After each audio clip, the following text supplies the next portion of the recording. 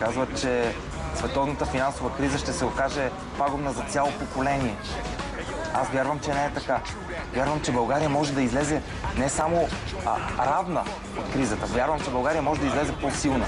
И вярвам, че имам своите аргументи да защитя тази теза. Не е задължително да губим.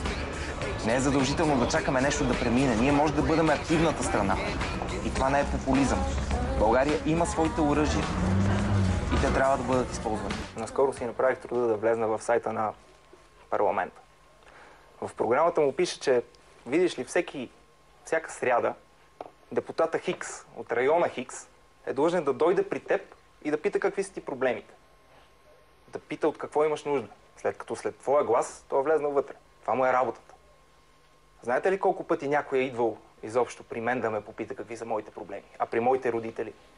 А при моите баби и дядовци? Нито веднъж. Значи има нужда от промяна. Значи нещо не е както трябва.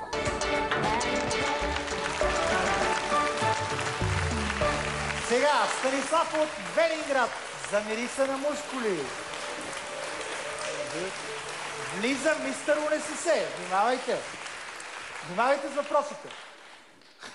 Бърз въпрос. Дори мога да ми изпеете отговора, ако искате. И то е следния. Искате да влезете в политиката, за да изразите това, което мислят хората, или да ги убедите в това, което вие мислите? Въпросът ви е много на място. Хубаво да е. Знаете ли, първото нещо, което чух, когато обсъждах сам със себе си и със своите близки дали да участвам в този конкурс, беше: не го прави. Няма смисъл. Политиката е за богатите, за наследствено богатите. Ти нямаш място там. Ще те бутнат някъде в страни и думите ти ще бъдат отнесени в пустиня.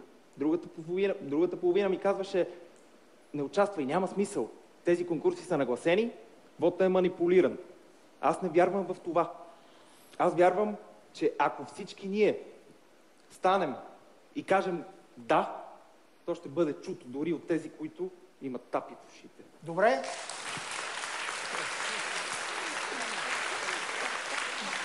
Много бърз въпрос.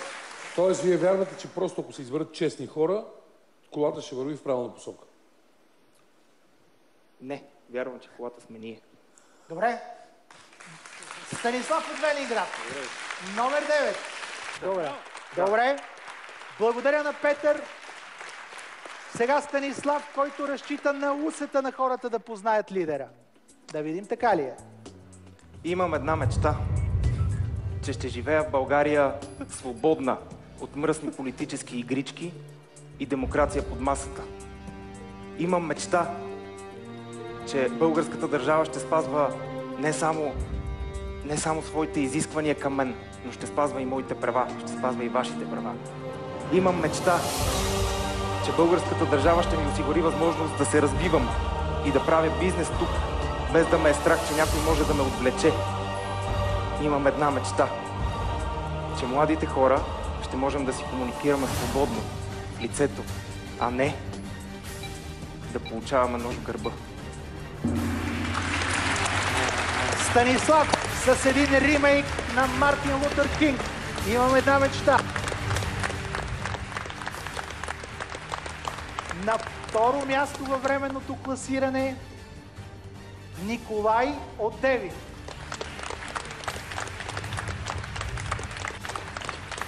На първо място във временното класиране Станислав от Велинград.